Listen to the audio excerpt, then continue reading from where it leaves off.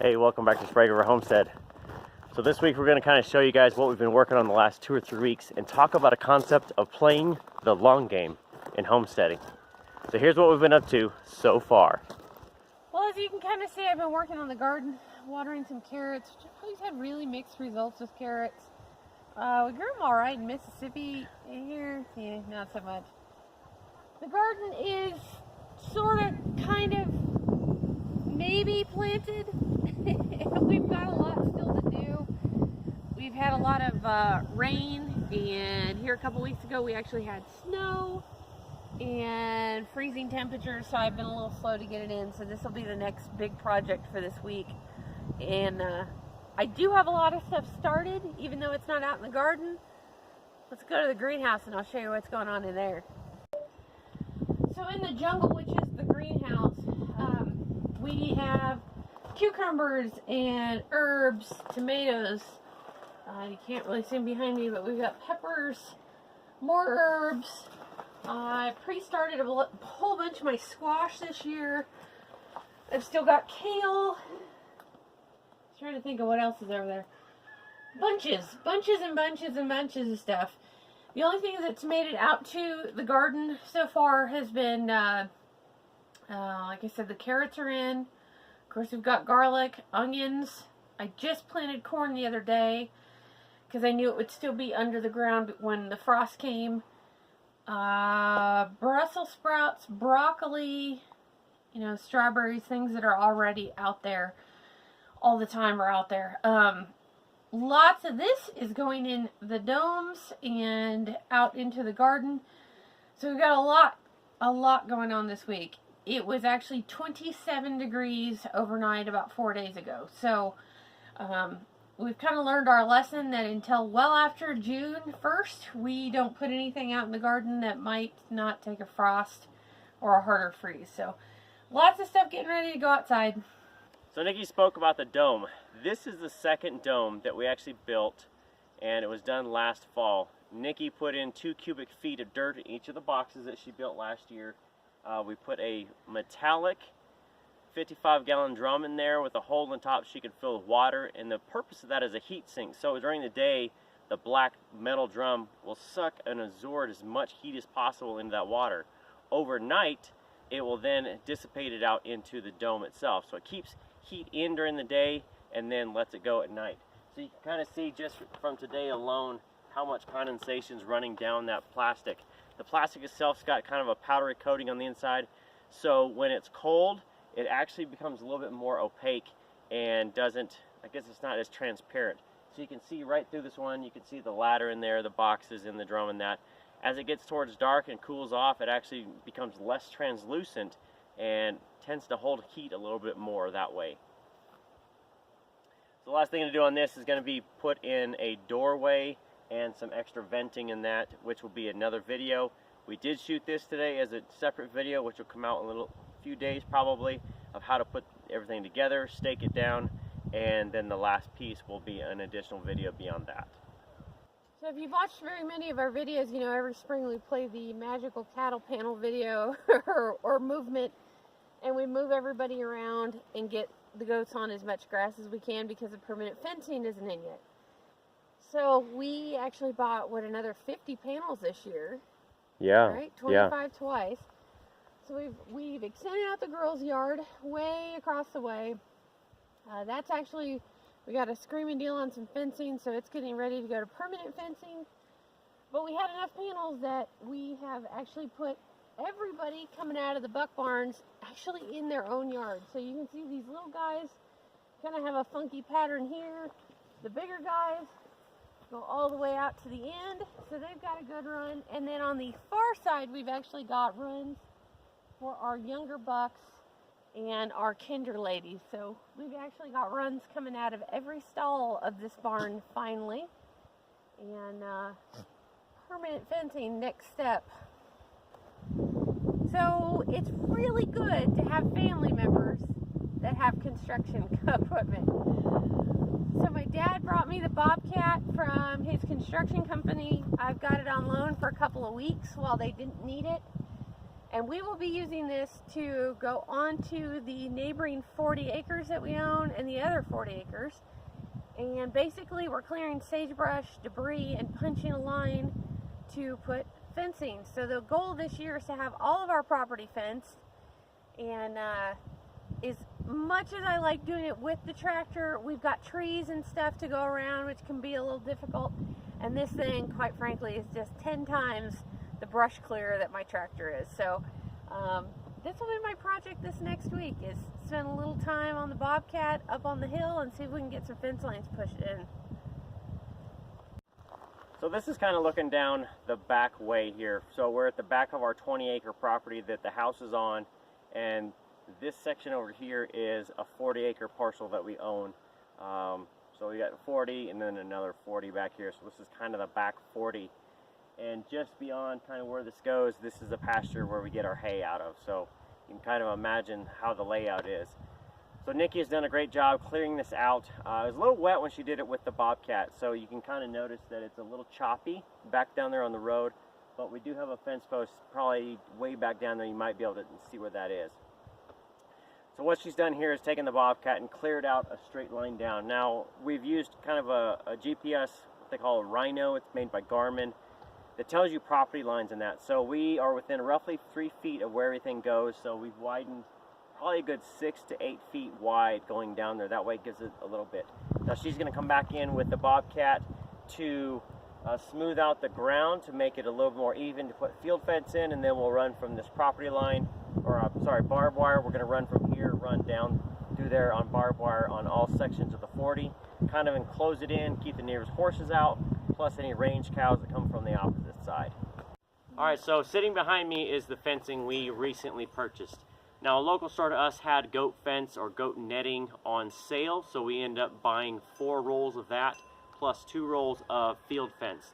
The plan for us with any pasture that goats are going into, the exterior perimeter of our property, the 20 acres here, it will all be done in goat netting. The reason for that is that we still have predators that march along the outsides of our property lines. If we keep the goat netting on there, the goats obviously can't get their head stuck through there, and with goats with horns, if they spook, they tend to try and jerk back, and they will get stuck. And unfortunately, a predator will get them. The dogs aren't everywhere, so that will be a great benefit to that. On the interior pastures, I guess you'd say, we're going to do field netting or field fence.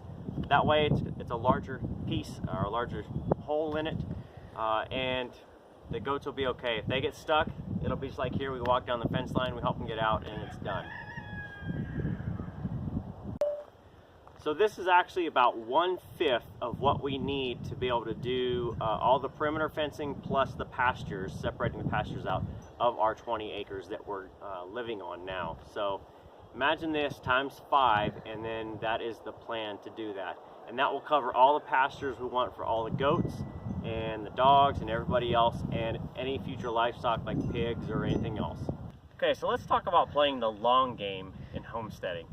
Now this is something Nikki and I have recently talked about. It's because, you know, Facebook once in a while gives you pictures back of the old days and that of 3 years ago, and that she's been here 5.5 years. And when we decided we were going to do this, we came up with a 30-year plan. That will put us to about our 70s, early 70s and that, to get us to a 30-year plan. And the reason we mention this is that a lot of people want to be so successful at homesteading in like 2 years. And the goal of it is really just to do progress every year. So behind me is a section of our property on our 20 acres that right now we haven't done anything with. Some of the sagebrush has been knocked off in past years and that, but we really haven't done anything with. The reason we say this is that somebody recently made a comment of, you should go through and basically just bulldoze it all off, disc it up, and plant it with some fertilizer, and you'd have pastures within 1.5 years. For us, well, one, that's a lot of time, a lot of resources of fertilizer and seed and that, plus it's a lot of diesel with the tractor. Instead, what we're doing is we're using goats to put us into this kind of pasture. So now if you look out there where Shy's out walking through, that used to be the same terrain, completely overgrown with sagebrush and that. And in 3 years, the goats have done a great job of killing off all the sagebrush and helping fertilize all the material with what they use. So it's all natural, and all we've had to do is really just kind of use some fencing to keep them in, really, because they will go as far as they can go.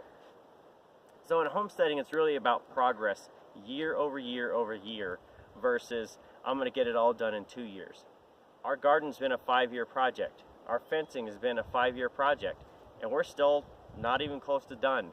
But every year we've made a little step towards that direction. In another 3 years, this section here may be lush grass like this, where we can rotationally graze all the goats every year and just release them out into every pasture every month.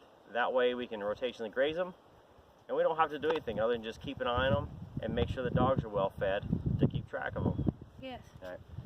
So the last thing we want to mention is something we had talked about, and we did post up kind of a teaser on YouTube and the YouTube community tab and our Facebook page. We are going to have an open farm day.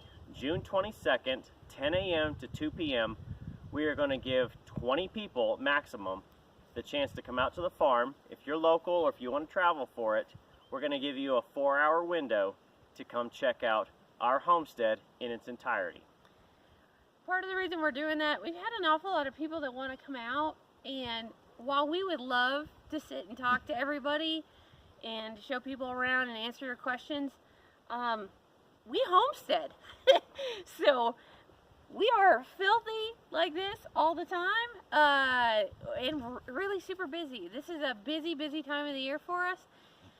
So to take the time out can be kind of tough. So we thought, well, we'll just do a day. We'll invite a bunch of people out, and you never know. Somebody that's coming might have the same questions that you've got.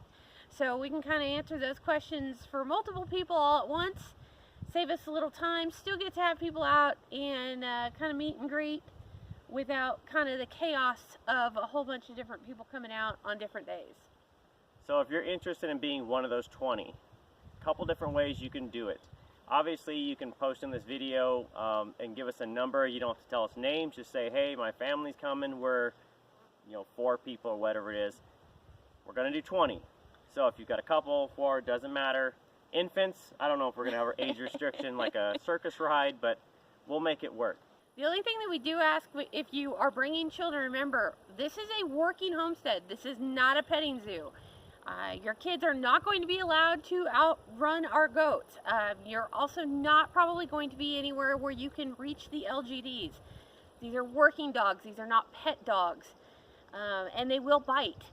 We rely on breeds that protect not only from predators, but also an ever-growing amount of agricultural theft. So our dogs not terribly friendly, and so that's something to keep in mind, that you are probably not going to be able to pet the animals. That's not the point of this. If you want to come out and learn and ask questions and see what we've got, that's great.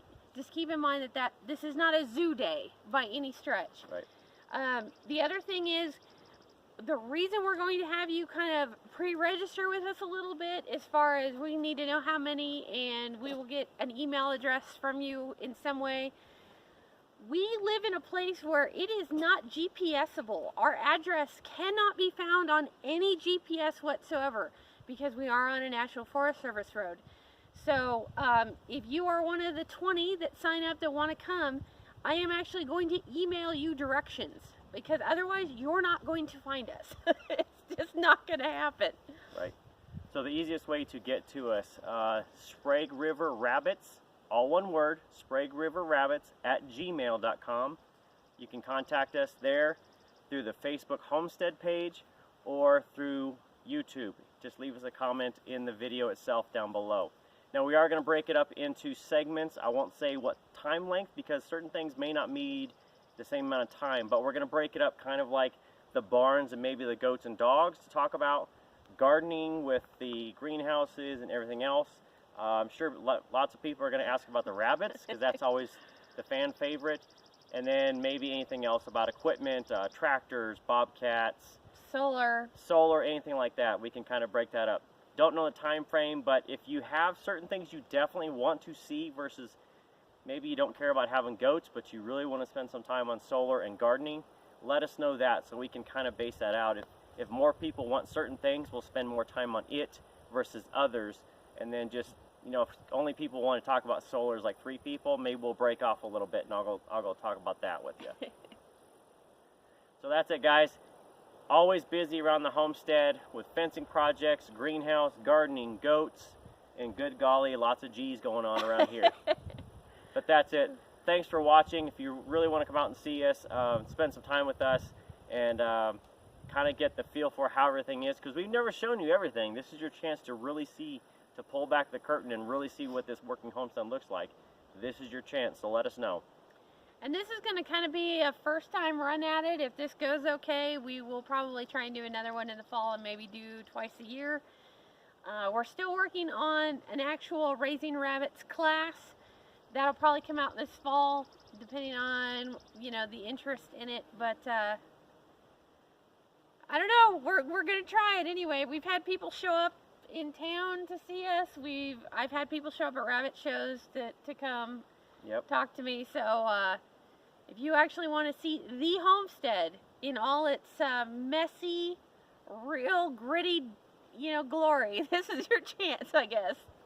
So that's it, guys. Thanks for watching. Thanks for subscribing. Like the video, share it, tell all your friends about us.